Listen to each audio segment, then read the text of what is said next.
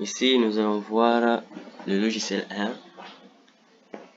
Et cette vidéo est pour les débutants, pour ceux qui souhaitent connaître le logiciel R. Il faut savoir que le logiciel R est un langage de programmation. Il est libre et il est destiné aux statistiques et à la science des données. Les fondateurs de ce logiciel sont Ross Ihaka et Robert Gentleman. Ce sont des spécialistes qui ont conçu ce logiciel écrit à l'aide du langage R, du langage C.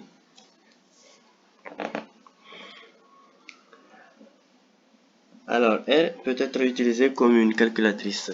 Nous pouvons le constater ici si on met des chiffres comme 5 plus 8. R nous calcule. À l'origine, on peut dire que R c'est une calculatrice. Il peut effectuer des produits, il peut effectuer des soustractions, il peut effectuer des divisions. Avec R, on peut aussi écrire des caractères alphabétiques. Par exemple, si on veut écrire un petit texte à l'aide de ce console, on entre des griffes et puis on écrit un petit message comme ça. Et puis il affiche. En fait, R, c'est un logiciel libre comme on l'a dit. Et il faut savoir que les statistiques, on les utilise partout, en économie, en médecine, en biologie. Pour faire des études statistiques, on utilise très souvent le logiciel R. Alors, ici, nous allons voir les bases qui existent déjà sur R et la manipulation de quelques fonctions sur R. Il faut savoir que pour faire l'étude de R, on peut, en tant que débutant, on peut déjà commencer à manipuler quelques bases qui existent déjà sur R. En fait, il y a plusieurs bases de données qui existent sur R, notamment une base appelée CO2. Si on clique sur CO2, on visualise. Ici, nous avons toute une base de données. Voilà, ici on a CO2. Et on a écrit certaines variables ici, janvier, février jusqu'à octobre, novembre, décembre. On peut aussi insérer une autre base si on veut. Une base appelée DNAS, comme ça. Lorsqu'on clique sur Entrée, on a déjà cette base de données. Et pour voir la structure, comment est constituée cette base, on fait str et puis on insère cette base.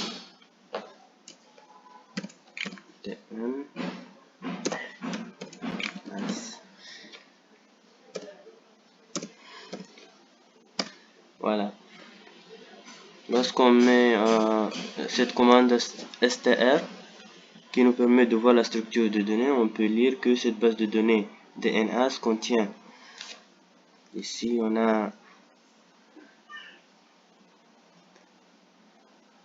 density, concentration, RAN. En fait, il y a ces variables, ces trois variables. On peut visualiser cette base de données sous forme de tableau avec la commande view. Attention, le V est en majuscule. View, et on met le nom de cette base de données, DNAS.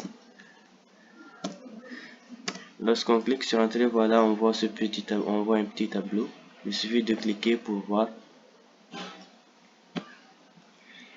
En fait, on peut noter aussi d'autres bases comme euro, une base appelée euro. Elle est là, la base euro. Toujours avec la commande str, on met str et on insère cette base euro. Il nous montre ceci. Lorsqu'on clique sur view encore, view la base de données euro.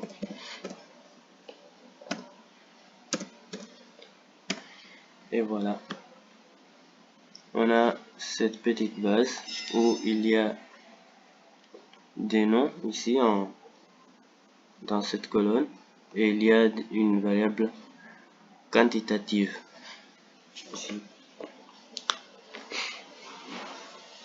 On peut noter aussi cette base behaviors.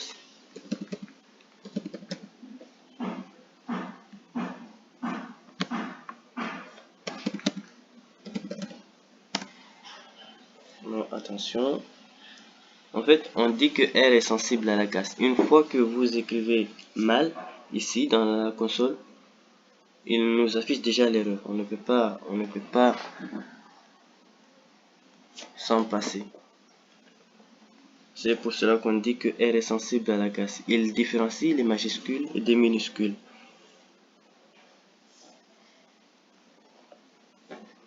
Ok.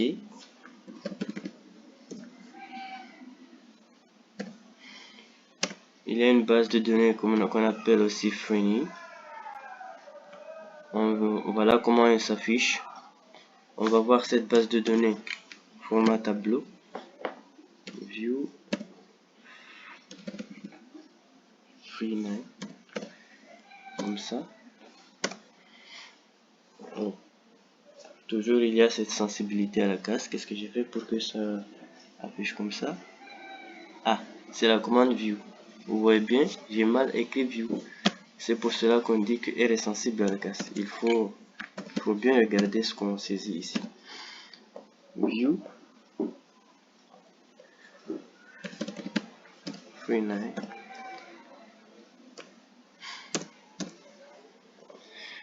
Ok, voilà.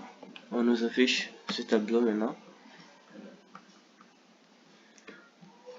Ok. Et maintenant, on a dit que nous voulons présenter des fonctions sur cette vidéo.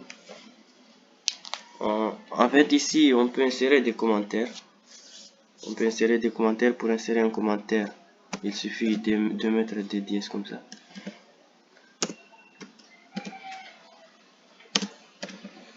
Ceci est un commentaire.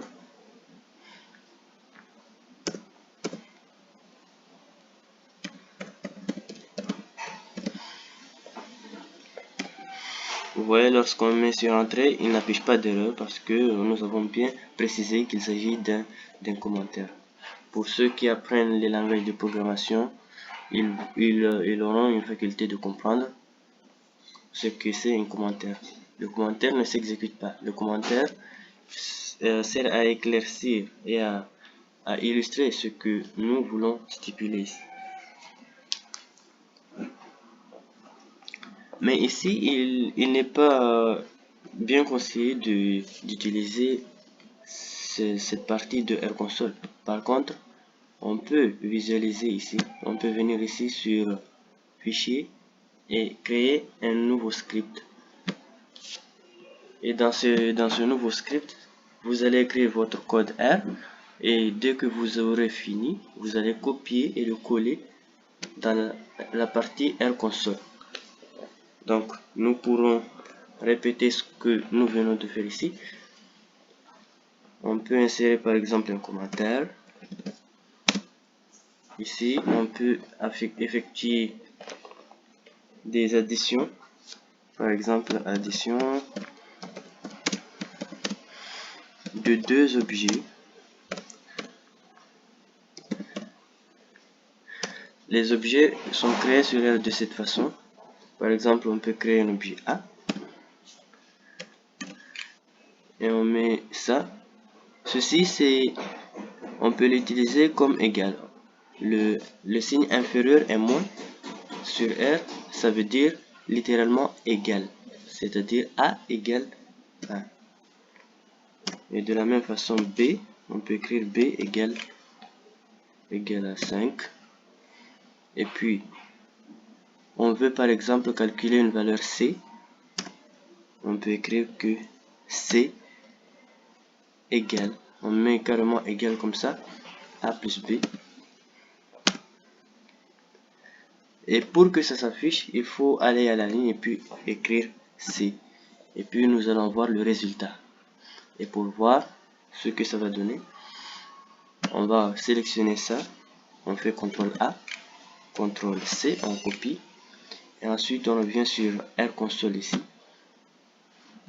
R console, on fait CTRL V. Et voilà, on a ce que nous venons de saisir sur RScript. Nous l'avons retrouvé ici sur R console. Et puis on tape sur Entrée. Et voilà, on nous calcule cette valeur. C'est bien logique. A égale à 1, B égale à 5, C égale à A plus B, ce qui fait 5 plus 1 égale à 6. R nous calcule facilement cela.